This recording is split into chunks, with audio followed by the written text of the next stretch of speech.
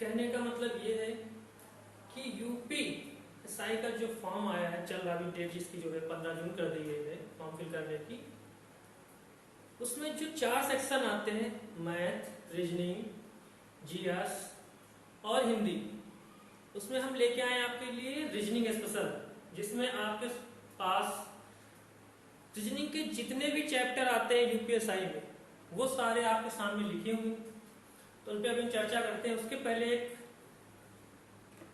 Motivational speech के साथ शुरुआत करते हैं। नशा दौलत का नहीं, नशा दौलत का नहीं, कामयाबी का रखो। नशा दौलत का नहीं, कामयाबी का रखो। जिद मोहब्बत की नहीं, मंजिल की रखो। अगर जिद आपके पास मंजिल की है तो डबल स्टार आपके कंधे पे जरूर लगेगा। तो इसी के साथ हम लोग शुरुआत करते हैं रीजनिंग की। तो आपके सामने कुछ चैप्टर लिखे हुए हैं जो यूपीएसआई में आए हुए क्वेश्चन के बारे में बताते हैं। जैसे पहला आपके सामने लिखा हुआ है वर्णमाला श्रृंखला, यानी हम इसको इंग्लिश में बोल सकते हैं प्रॉब्लम बेस्ड अल्फाबेट, जिसमें से आपके 1-2 क्वेश्चन तो आना ही निश्चित है।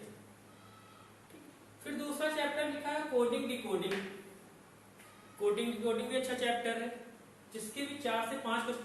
हमने कुछ चैप्टर को स्किप किया, वो आप सभी जानते हैं कि वो चैप्टर कोई भी एग्जाम हो, वनडे रिलेटेड जितने भी एग्जाम होते हैं, चाहे यूपीपी हो, यूपीएसआई हो, एसएससी हो, बैंक हो, सब में उसके क्वेश्चन मिलते हैं। तो उसके बारे में भी चर्चा करेंगे थोड़ी देर। तीसरा है शब्दकोश यानी डिक्शनरी में छांटना, उससे एक क्वेश्चन आता है। फिर लिखा है संख्या श्रृंखला, यानी 2 क्वेश्चन उसके आते हैं, जिसमें आता है आपके कि कौन सा अगला अंक होगा, कौन सा अगला नंबर होगा, कौन सा अगला वर्ड होगा, उसके बारे में। फिर आता है चैप्टर पासा, यानी जिसको हम बोलते हैं डाइस, उसके आपके सामने रहेंगे एक क्वेश्चन। आकृतियों की गणना यानी काउंटिंग फिगर, उसका एक क्वेश्चन आना है। फिर है रक्त संबंध यानी ब्लड रिलेशन, उसका भी 2 क्वेश्चन। दिशा और दूरी के 2 क्वेश्चन, यानी डायरेक्शन से रिलेटेड आपके पास 2 से 3 क्वेश्चन होंगे। न्याय निगमन जिसको बोलते हैं सिलॉक्स, 2 से 3 क्वेश्चन उसके। फिर है बैठने की व्यवस्था, बैठने यानी सिटिंग अरेंजमेंट, जिसमें होता है क्या है, एक सीधी लाइन में बैठना, ठीक, सर्किल में बैठना और स्क्वायर में बैठना। अब यहाँ सर्किल स्क्वायर का मतलब क्या है, गोल मेज हो सकती है, चौकोर मेज हो सकती है, एक सीधी लाइन में खड़े छात्र भी हो सकते हैं, ठीक। फिर है पहेली पजल, पजल से 1-2 क्वेश्चन आते हैं। आगे नेक्स्ट चैप्टर है वेन आरेख, यानी जिसको बोलते हैं वेन डायग्राम, उसका 1 से 2 क्वेश्चन। असमानता इनइक्वलिटी, 1 से 2 क्वेश्चन। फिर देखो लिखे 4 chapter, sorry machine input output, 2 से 3 क्वेश्चन। कथन पूर्व धारणा, कथन कार्यवाही, कथन तर्क, कारण परिणाम, इनसे मिलाकर 4 चैप्टर से 3 से 4 क्वेश्चन, 5 भी हो जाते हैं, क्वेश्चन पूछे जाते हैं। फिर आगे आंकड़े पर्याय डाटा स्पेंसिक, उसके 1 से 2 क्वेश्चन। नॉन वर्बल, जिसमें होता है पेपर काटना, फोल्ड करना, ठीक, असमानता, एनालॉजी, वर्गीकरण, उससे रिलेटेड जो भी आते हैं, उसके हो गए 2 से 3 क्वेश्चन। तो ये था हमारा यूपीएसआई का सिलेबस। अब जैसे मिसिंग नंबर, मिसिंग नंबर का क्वेश्चन, वर्गीकरण का, एनालॉजी का, इनके क्वेश्चन आते हैं, तीनों से मिला के 2 से 3 क्वेश्चन। तो उनको हमने नहीं लिखा है, वो आप समझ लेना कि उसके क्वेश्चन आते हैं। ओके, यहां तक कोई दिक्कत नहीं। तो ये था हमारा सिलेबस। आज से हम शुरू करते हैं एक नई उम्मीद के साथ, नया चैप्टर। शुरुआत से करेंगे, ये नहीं कि यहां से चले फिर यहां फिर यहां, ऐसा नहीं, एक तरफ से चलेंगे। आज हमारा पहला चैप्टर है वर्णमाला श्रृंखला, जिसको बोलते हैं प्रॉब्लम बेस्ड अल्फाबेट, लेकिन अंग्रेजी वर्णमाला से रिलेटेड जो भी जितने क्वेश्चन।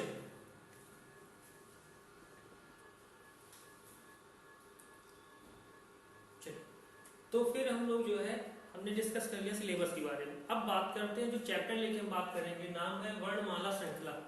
या हम कह सकते हैं कि प्रॉब्लम बेस्ड अल्फाबेट, यानी कि जो अंग्रेजी वर्णमाला होती है, जो अंग्रेजी वर्णमाला होती है उससे रिलेटेड जो भी क्वेश्चन आते हैं कि उसमें दिक्कत क्या है, समस्या क्या है, कि उसमें अगर हम दाएं से बाएं चलते हैं, बाएं से दाएं चलते हैं या दोनों बार बाएं चलते हैं तो अगली संख्या कौन सी होगी, अगला वर्णमाला कौन सा होगा, उसके बाद तो इसमें जो क्वेश्चन पूछे जाते हैं वो कितने प्रकार से पूछे जाते हैं इसके बारे में बात करते हैं। पहले तो आपसे क्वेश्चन पूछेगा जब अंग्रेजी वर्णमाला दी गई,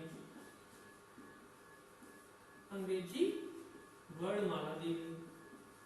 अब अंग्रेजी वर्णमाला क्या होती है, ए से लेकर जेड तक, ए से जेड तक कि A B C D A F G लेकर कहां तक, जेड तक की बात हो, और उसमें आपसे क्वेश्चन पूछे कि दाएं से चौथे अक्षर के बाएं पांचवा अक्षर कौन सा होगा, या फिर बाएं नहीं होगा, बाएं से 11वें अक्षर के दाएं चौथा अक्षर कौन सा होगा, तब आपकी बात करें। कब, जब अंग्रेजी वर्णमाला दी गई। फिर दूसरे टाइप का क्वेश्चन पूछता है, देखिए अंग्रेजी वर्णमाला हमारी होती है ए से लेकर जेड तक, बीच में एक एम पड़ता है और एक एन।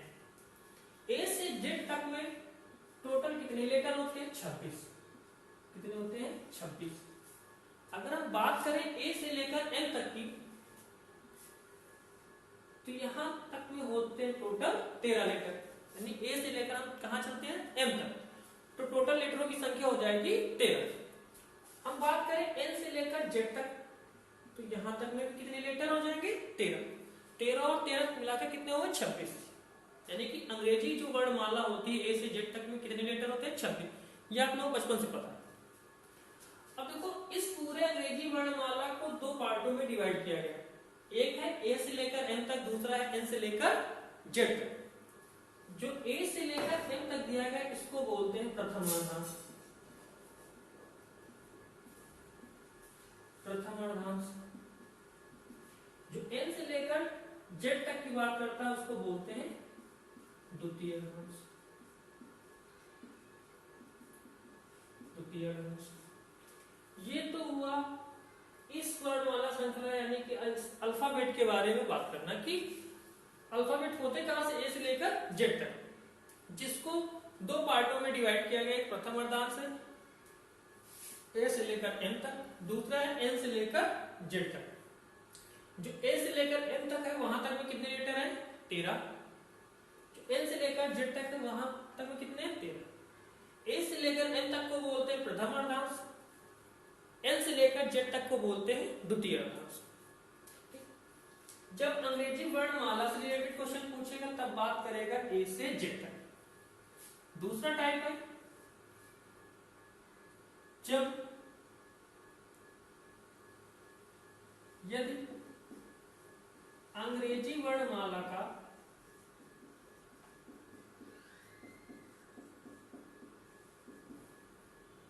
प्रथम अर्धांश विपरीत क्रम में हो, प्रथम अर्धांश विपरीत क्रम में, विपरीत क्रम में। अब इसका मतलब क्या है, हमने बताया कि अंग्रेजी वर्णमाला में दो अर्धांश, और कह क्या रहा है कि पहला अर्धांश विपरीत क्रम में, यानी कि ए से लेकर जो एम तक है उसको उल्टा लिखा है, यानी एम से ए तक, एम से ए तक की बात कर रहा है। दूसरा एज इट इज यानी एन से जेड तक। इस पूरी लाइन का मतलब ये। अगला टाइप आपसे कहे यदि अंग्रेजी वर्णमाला का द्वितीय अर्धांश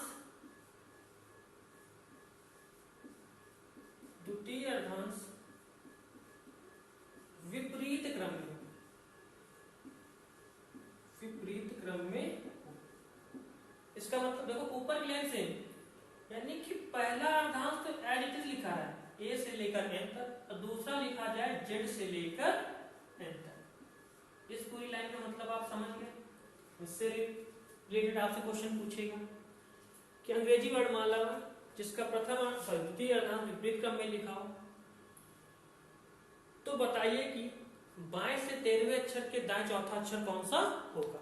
ठीक, होता क्या है कि जब पेपर देने आप लोग जाते हैं, हम लोग जाते हैं, जैसे रफ कॉपी मिलती है उसमें हम लोग ए से लेकर जेड तक के अल्फाबेट लिख देते हैं और उसके नीचे नंबरिंग कर देते हैं। लिख तो देते, टाइम वेस्ट कर रहे, पता लगा उससे क्वेश्चन ही नहीं आया, ये वाला क्वेश्चन नहीं आया, इससे रिलेटेड आ गया, कभी क्या करो, फिर दोबारा एबीसीडी लिखोगे। या फिर अगला टाइप का क्वेश्चन हम कह सकते हैं, जब दोनों अर्धांश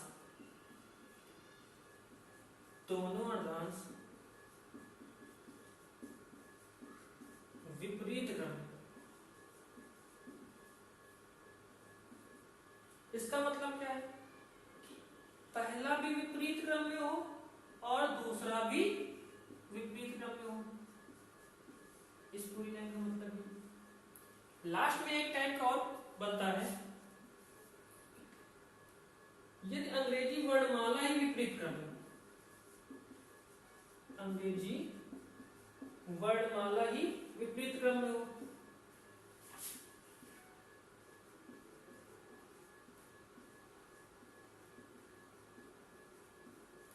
इसका मतलब क्या है, जेड से लेकर, तो इस पूरे चैप्टर में ये 5 टाइप के आपके क्वेश्चन पूछे जाते हैं। पहला क्या है कि जब अंग्रेजी वर्णमाला दिया यानी ए से जेड तक की बात करें। दूसरा क्या है, जब पहला अर्धांश विपरीत, अर्धांश आप लोग समझ गए, जब पहला अर्धांश विपरीत क्रम में लिखा हो। पहला अर्धांश मतलब ए से लेकर एम तक की बात कर, और ए से लेकर एम तक क्या हो, विपरीत क्रम में, यानी कि एम से ए लिखा हो, दूसरा एज इट इज यानी एन से जेड लिखा हो। फिर आता है द्वितीय अर्धांश विपरीत क्रम में लिखा हो, यानी कि पहला तो सेम लिखा है ए से लेकर एम तक, दूसरे में क्या लिखा है, जेड से एन तक। तीसरा क्या होगा, चौथे की बात करें तो चौथा क्या है, यदि अंग्रेजी वर्णमाला के दोनों अर्धांश विपरीत क्रम में लिखे हो, यानी कि पहला अर्धांश ए से लेकर एम वाला एम से ए लिखा हो और दूसरा जो है एन से जेड वो जेड से एन लिखा हो, तब क्वेश्चन कैसे पूछेगा, तब उसमें क्या करना। लास्ट में तीसरा, लास्ट में क्या है कि जब अंग्रेजी वर्णमाला ही विपरीत क्रम में लिखी यानी जेड से ए लिखा हो, तब क्वेश्चन आपसे कैसे पूछेगा। तो चलिए एक एक टॉपिक पे लेके बात करते हैं, लेकिन उसके पहले हमको कुछ कोड याद होने चाहिए। देखो रीजनिंग कर तो सभी लेते हैं, ये नहीं कि इस 40 क्वेश्चन के लिए हम पूरा जो है 1.5 घंटे का समय दे दें, ऐसा नहीं कि हमको रीजनिंग में पूरे नंबर ला ले, तो उसके लिए हम 1.5 घंटे का समय से मिलता। वो कब होगा, जब आप प्रैक्टिस करोगे, जब आप प्रैक्टिस करोगे तभी ये संभव हो पाएगा।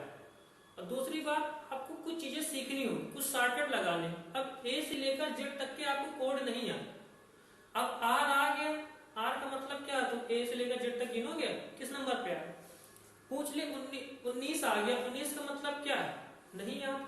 फिर ए से लेकर ए बी सी डी लिखो जेड तक, उसमें से आप कोड देखो, तो उसके लिए पहले हम करते क्या है, कुछ लोगों को कोड याद हो, कुछ लोगों को नहीं याद हो, एक बार हम बोर्ड पे देख लेते हैं, उसके बाद चलते हैं एक एक टॉपिक के ऊपर।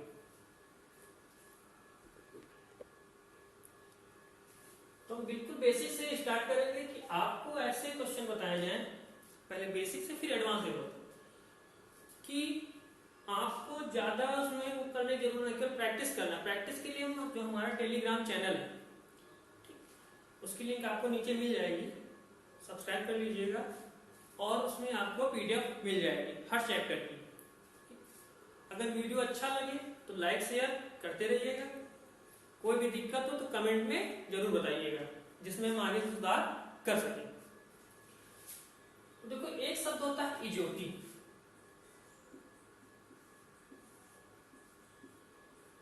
इजोटी, ये आपके 5 के डिफरेंस पे होता है। ई का कोड हो जाता है 5, जे का कोड हो जाता है 10, ओ का कोड हो जाता है 15, टी का कोड हो जाता है 20 और वाई का कोड हो जाता है 25। अगर आपसे पूछे कि जे का कोड क्या है, तो आपको याद क्या रखना है, इजोटी।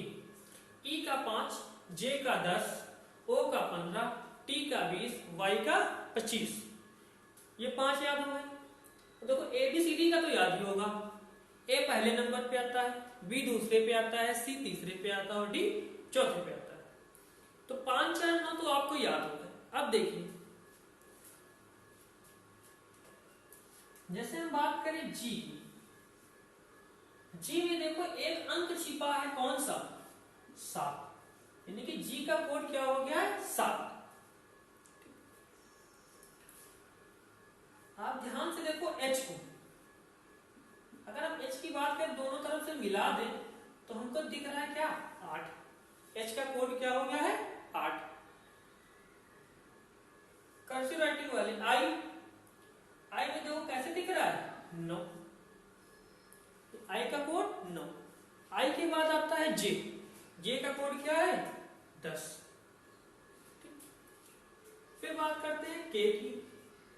अब के में 2 लाइन दिख रही है, इस लाइन को पकड़ के खींच लूंगा इस साइड, सीधी हो जाएगी। एक पहले से था, इसको खींचे तो एक और बन गया, यानी के का कोड 11। ठीक। एल, अगर एल को उल्टा कर दो, ये नीचे जो वाटर इमेज रख दो, उल्टा बन जाएगा, कुछ ऐसे बनेगा। एक लाइन रखे दो तो हो गया ये 2 जैसे। एक बार 2 कहां आया था? बी के पास, दोबारा आना तो एक अंक बढ़ जाएगा, यानी एल का कोड 12। एम, एम को साइड में कर दो, कुछ ऐसे लिखा जाएगा। एक बार 3 किसका कोड आया था? सी का, दोबारा आ रहा तो एक बढ़ा दो, यानी एम का कोड 13। ये बना एन, एन को उल्टा करो, कुछ ऐसे ही बनेगा एन। एन को जब उल्टा करोगे कुछ ऐसे बन, यानी इसके नीचे वाटर इमेज अगर हम रख दें तो ये ऐसा ही तो बनेगा। अब हम इसमें एक लाइन खींच दें तो क्या हो गया? एन का कोड 14, ओ का कोड क्या होता है? 15। अब बात करते हैं पी की। अगर हम पी को उल्टा कर दें, एफ छूट गया था ना, एफ को बात करें, एफ को उल्टा करो, कुछ ऐसे बनेगा। या फिर हम इसके नीचे वाटर इमेज रखें, वाटर इमेज की बात करें, नीचे मिरर रख दें तो क्या हो जाएगा? उल्टा हो जाएगा। अब इस लाइन को जोड़ दो, 6 दिख रहा, एफ का कोड 6। पी के नीचे भी वाटर इमेज रखो, यानी कि मिरर रखो, तो पी भी उल्टा बन गया। एक बार 6 आया, एफ के साथ दोबारा आ रहा तो एक बढ़ा दो, पी का कोड 16। पी के बाद आता है क्यू, पी के बाद क्यू, क्यू का कोड कितना होता है? नहीं पता। ये क्यू देखो ऐसे बना, कोई अंक दिख रहा? 7। एक बार 7 कहां आया था? जी के पास, एक बार 7 आया जी के पास, दोबारा आया तो एक अंक बढ़ा दो, एक लिख दो। क्यू का कोड 17। तुम्हारी क्यू कितने साल की है? 17 साल की, यानी क्यू का कोड 17। आर की बात करें, ये आर, आर को अगर नीचे से मिला दे तो 8 की जैसे दिख रहा है। एक बार 8 कहां आया? एच के पास, एक बार आर आया एच के पास, दोबारा आया, एक लिख दो, आर का कोड 18।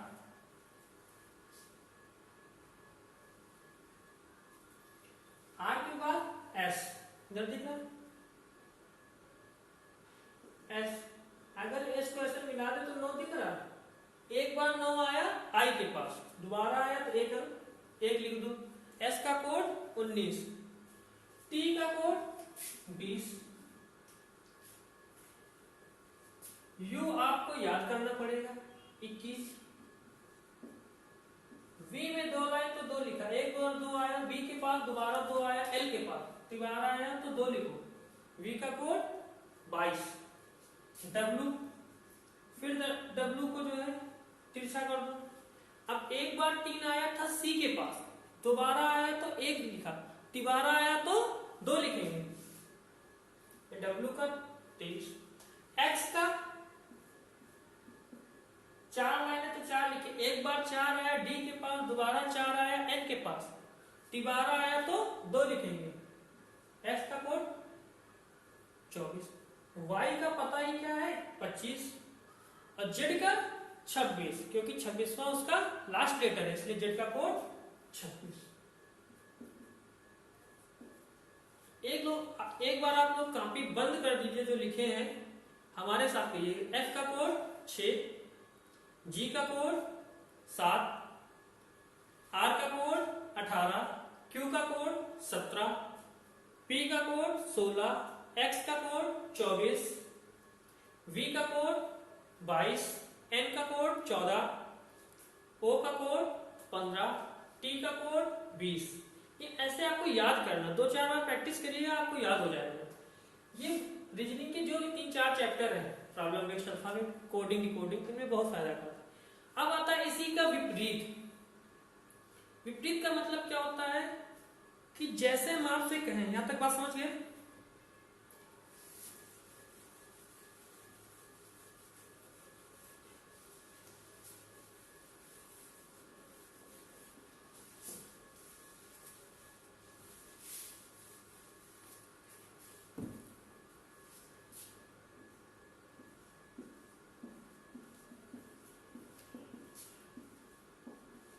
जैसे हम कहें कि एक पंक्ति में 10 लोग, ठीक, अब देखिए अगर पंक्ति में बैठे हैं तो जो हमारा बायां होगा वो भी इसका बायां होगा, जो हमारा दाएं इसका दाएं। यानी जब हम बात करें बाएं से तो अपने बाएं से चलेंगे हम दाएं, अपने बाएं से दाएं। जब कहें हम दाएं से तो हम चलेंगे अपने दाएं से बाएं। अगर हम कहें एक व्यक्ति है मोंटी, ये है मोंटी।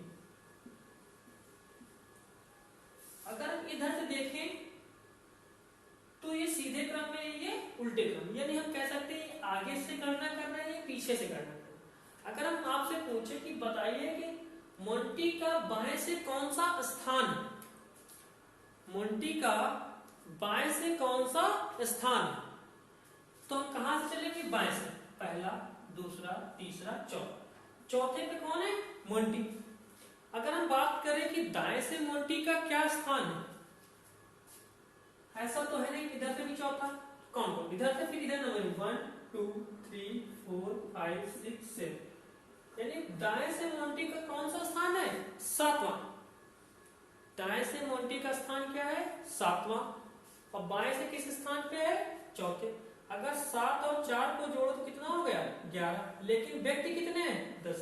यानी यहां से हम बता सकते हैं कि जब एक ही व्यक्ति की दोनों तरफ से स्थान की गणना की जाए, दोनों तरफ से एक ही व्यक्ति की गणना की जाए तो उसमें क्या टोटल में एक जोड़ देते हैं, टोटल में एक जोड़ देते हैं। देखो मोंटी का दाएं से स्थान 7वां, बाएं से स्थान चौथा, लेकिन टोटल कितने लोग? 10।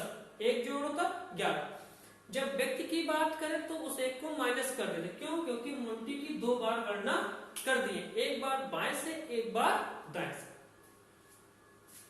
होता क्या है, एक फॉर्मूला लिखा जाता है, कुल बराबर दायां प्लस बायां माइनस 1। ये दायां बायां क्या है? दाएं से स्थान या बाएं से स्थान। हो सकता है बाएं पहले आ जाए, हो सकता है कभी कभी आता टॉप बॉटम आ जाता, आगे पीछे आ जाता, तो ये ज्यादा मायने नहीं रखता है। आपको देखना कि क्या है, जब एक ही व्यक्ति की दोनों तरफ से स्थान बताना हो तो करेंगे कि टोटल में एक जोड़ देंगे और माइनस कर देंगे। जैसे हम कहते हैं यहाँ पर कुल कितने लोग थे? 10 लोग। मोंटी का बाएं से स्थान कौन था? चौथा। दाएं से हमको स्थान बताना था, तो ये माइनस कितना हो जाएगा? 3, सॉरी प्लस का 3, 4 से 1 गया 3, और 3 इधर माइनस में जाए कितना हो जाएगा? 7 है। आपको रटना नहीं है, करना क्या, जब टोटल की बात करें, यानी हम कह सकते हैं मोंटी इधर से तो चौथे स्थान पे, इधर से क्या है? 7वें स्थान, इधर से क्या है? 7। यानी हम कह सकते हैं विपरीत हम तभी कहेंगे जब दोनों का सम, दाएं और बाएं से, आगे या पीछे से, दोनों का सम टोटल से एक ज्यादा, टोटल से एक ज्यादा। जैसे मोंटी का क्या है? इधर से 4, इधर से 7, दोनों का सम क्या हो गया? 11। यानी टोटल कितने थे? 10, 10 से ज्यादा। इसीलिए इसका कुछ विपरीत वाले, यानी जिनका योग 27 हो जाए वो एक दूसरे के क्या होते हैं? अपोजिट। एक दूसरे के अपोजिट, नहीं इधर से पहले नंबर पे जो है और इधर से जो पहले नंबर, दोनों एक दूसरे के क्या है, अपोजिट। बात समझ गए? चलिए बात करते हैं। अब एबीसीडी में देखें तो ए का अपोजिट क्या हो गया, जेड हो गया। ए का अपोजिट जेड हो गया। या हम कह सकते हैं टोटल लेटर कितने होते हैं, 26 होते हैं। एक अर्धांश हुआ ए से लेकर एम तक, एक हुआ एन से लेकर जेड तक। ये दोनों आपस में विपरीत, ऐसे विपरीत करते करते ये सब क्या आपस में विपरीत। तो ये आपको याद होना चाहिए। याद कैसे करेंगे, इसका कुछ तरीका नहीं है, बस जान लीजिए।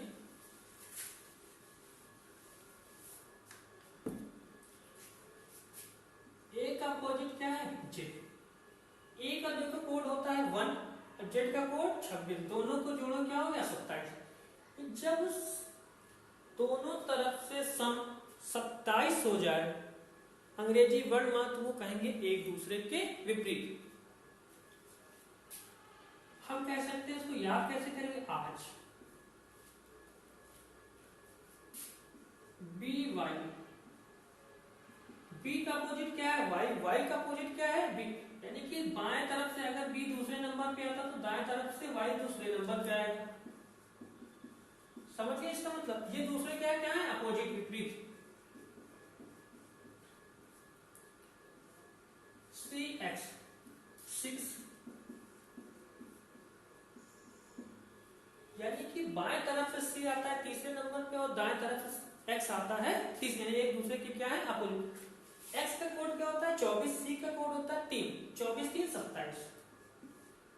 टी का अपोजिट डब्ल्यू, डब्ल्यू का जो अपोजिट डी, यानी कि हम याद करेंगे ड्यू से। माउंटेन ड्यू पीते हो ना, डर के आगे जीत, तो डरना नहीं है। ई वी, इवनिंग, इवनिंग, या इसको याद कर ले लव। ये दोनों एक दूसरे के अपोजिट, यानी एल का अपोजिट ओ, ओ का अपोजिट एल, वी का अपोजिट ई, ई का अपोजिट ई। हाँ यह जरूर याद करोगे। एफ का यू, ओ ये लाइन,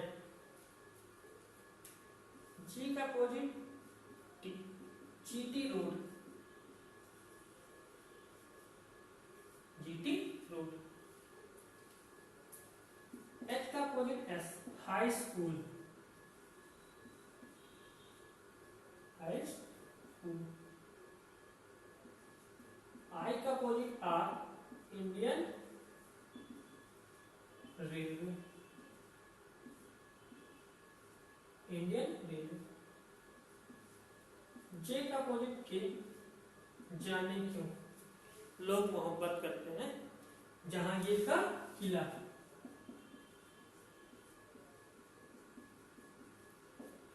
जहांगीर का किला। के का पी, कमला पसंद, पी के मूवी देखो, कानपुर से याद, जैसे आपकी मर्जी, कानपुर। एल का अपोजिट को अभी बताया, या फिर लो। एम का अपोजिट एल, यानी कि मान। तो ये एक दूसरे के क्या है, अपोजिट। यानी हम कह सकते हैं इन दोनों का सम, उनका जो कोड होता है, उनका जो नंबर होता है, जिस नंबर पे ये आते हैं, उनका सम क्या होता है 27। चाहे जिसका आप ले लो।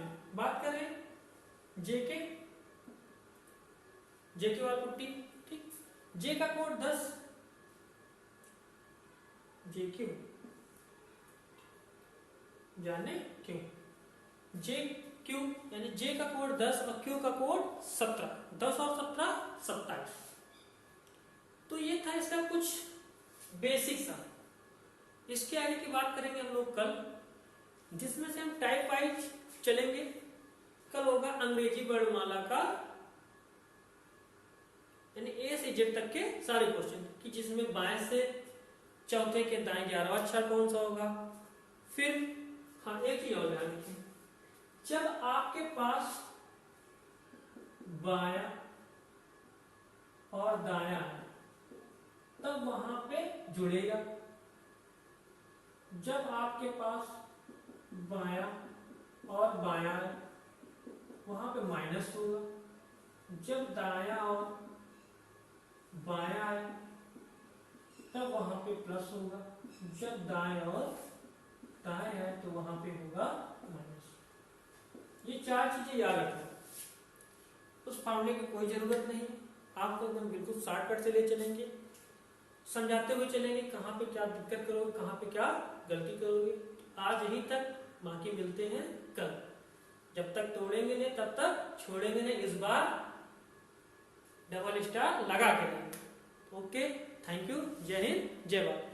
हाँ, अगर कहीं पे दिक्कत हो तो आप कमेंट में जरूर बताइएगा, ठीक, लाइक शेयर करते रहिएगा।